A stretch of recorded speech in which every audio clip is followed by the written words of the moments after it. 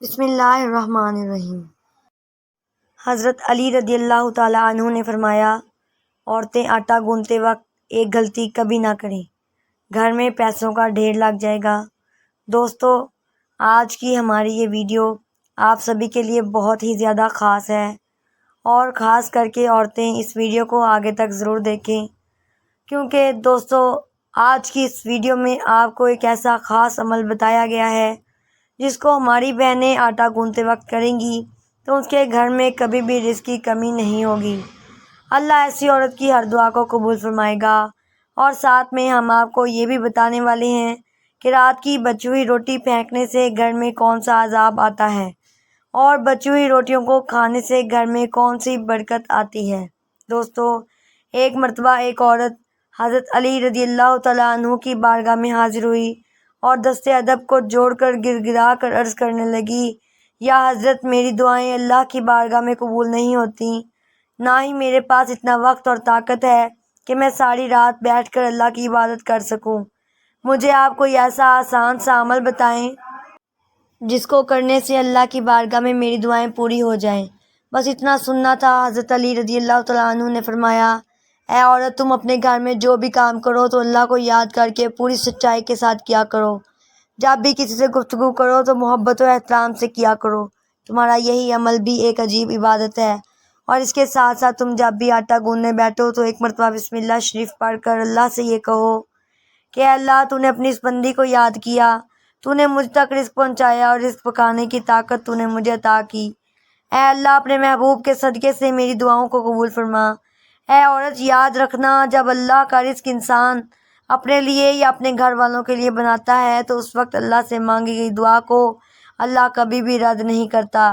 دوستو، اس کے بعد اس عورت نے پھر پوچھا، یا حضرت، زندگی میں مصیبت اور پریشانیاں آنے کی سب سے بڑی وجہ کیا ہوتی ہے؟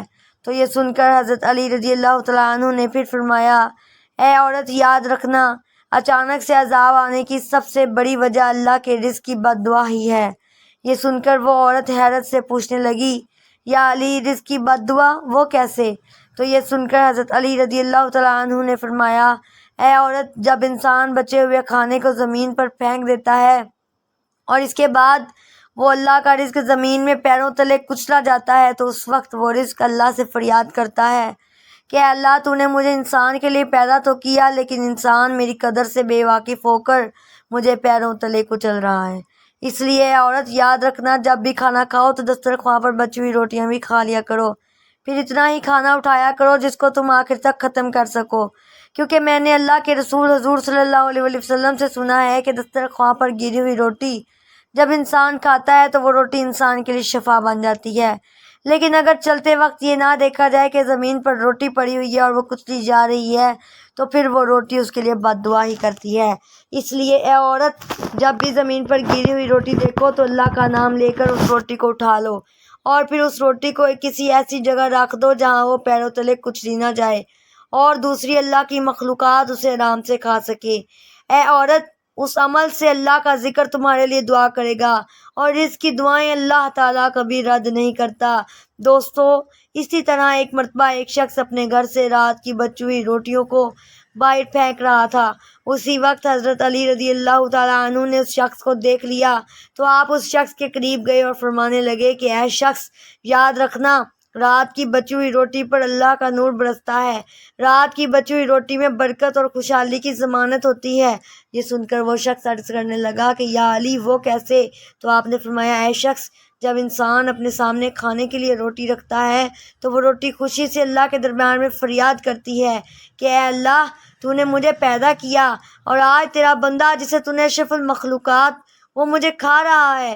لیکن افسوس، جب انسان کچھ روٹی کھانے کے بعد کچھ روٹی کو بچا لیتا ہے تو پھر وہ روٹی پوری رات غمزدہ ہوتی ہے، اللہ کے دربار میں فریاد کرتی ہے کہ اے اللہ، تو نے مجھے انسان کے لیے پیدا تو کیا لیکن انسان نے مجھے ٹھکرا دیا۔ اس کے بعد یہ دیکھ کر اللہ اپنے فرشتوں کو حکم دیتا ہے کہ جاؤ، اس روٹی پر نور برساتے رہو، جس نے بھی اس کو ٹھکرایا ہے اس کے گھر سے برکت کو اٹھا لو، اور جو کوئی اس بچی ہوئی روٹی کو صبح اٹھ کر کھائے تو ایسا شخص کو برکت اور رحمت پائے گا، کیونکہ اے شخص، میں نے اللہ کے رسول صلی اللہ علیہ وسلم سے سنا ہے کہ رات کی بچی ہوئی روٹیوں پر اللہ کا نور برستا ہے۔ اس لیے دوستو کبھی بھی رات کی بچی ہوئی روٹیوں کو باہر نہ پھینکا جائے بلکہ صبح ان کو گرم کر کے کھا لیا جائے۔ آج کے دور میں اللہ تعالیٰ کی طرف سے رزق کی اتنی فراوانی ہے، اتنی ہی اللہ تعالیٰ کی ناشکری کی جاتی ہے، اور اسی طرح رزق کی ناقدری بھی۔ تو حق تو یہ بنتا ہے کہ جتنی ہمارے اوپر اللہ کی نعمتوں کی فراوانی اور وسعت ہے، ہمیں اتنا ہی زیادہ شکر ادا کرنا چاہیے۔ شکر ادا کرنا تو دور کی بات ہے، ہم اللہ کے فرائض پورے نہیں کرتے۔ اگر ہم اپنے گھروں میں نظر دورائیں تو جس طریقے سے ہمارے گھروں میں روٹی ضائع ہوتی ہے وہ کسی سے مخفی نہیں ہے۔ ایک وقت کی روٹی بچ جائے تو اس کو دوسرے وقت میں کھانا کسی کو گوارا نہیں، اور یہ بچی ہوئی روٹی بعض لوگ تو سنبھال کر چاند بوڑھے والوں کو دے دیتے ہیں، لیکن بعض لوگ اس کا خیال نہیں کرتے اور اس کو کوڑے کے ساتھ پھینک دیتے ہیں۔ حالانکہ اگر روٹی بچ جائے تو اس روٹی کو دوسرے وقت میں استعمال کر لیا جائے، اس میں کوئی حرج والی بات نہیں، بلکہ ہمارے آقا صلی اللہ علیہ وسلم کا باسی روٹی استعمال کرنا حدیث سے ثابت ہے۔ باسی روٹی کو سنت سمجھ کر استعمال کر لیا جائے، البتہ اس بات کا خیال رکھا جائے کہ روٹی خراب تو نہیں۔ حضور صلی اللہ علیہ وسلم کا باسی روٹی کھانے کے حوالے سے حضرت ام ہانی فرماتی ہیں کہ میرے پاس رسول صلی اللہ علیہ وسلم تشریف لائے اور پوچھا کیا تمہارے پاس کچھ کھانے کے لیے ہے؟ میں نے کہا نہیں، البتہ باسی روٹی اور سرکہ ہے۔ آپ نے فرمایا اسے لے آؤ، وہ گھر کبھی غریب نہیں ہوگا جس میں سرکہ موجود ہے۔ حضور صلی اللہ علیہ وسلم نے باسی روٹی سرکے کے ساتھ تناول فرمائی۔ حضرت سہل بن سعد رضی اللہ تعالیٰ عنہ کی روایت ہے کہ ان سے پوچھا گیا کہ جو کوئی روٹی کو نبی صلی اللہ علیہ وسلم کیسے پکاتے تھے، تو فرمایا آٹے میں پھونک مار دیا کرتے تھے تاکہ جو موٹے موٹے تنکے ہوتے تھے وہ اڑ جائیں، باقی کو گون لیا کرتے تھے، یعنی کہ وہ اس وقت چھانتے نہیں تھے۔ ایک روایت میں تو یہ ہے کہ نبی صلی اللہ علیہ وسلم کے زمانے میں چھلنی نہیں ہوتی تھی اور وہ اس کو پھونک لیا کرتے تھے اور پھر اس کے بعد روٹی بنا لیا کرتے تھے۔ حضرت ابوبکر صدیق رضی اللہ تعالیٰ عنہ اور حضرت عمر رضی اللہ تعالیٰ عنہ جو کی روٹی کو بنا چھانے کھایا کرتے تھے۔ آٹا چھنا ہوا نہیں ہوتا تھا۔ آج کل گیہوں کی روٹی بھی بغیر چھنے کھانا مشکل سمجھا جاتا ہے، حالانکہ بغیر چھنے آٹے کی روٹی جلد ہضم ہوتی ہے۔ حضرت ابو ہریرہ رضی اللہ تعالیٰ عنہ سے روایت ہے کہ آپ صلی اللہ علیہ وسلم اور آپ صلی اللہ علیہ وسلم کے اہل و عیال کو مسلسل 3 دن گیہوں کی روٹی کھانے کی نوبت نہیں آئی، یہاں تک کہ دنیا سے جانے کا وقت آ گیا۔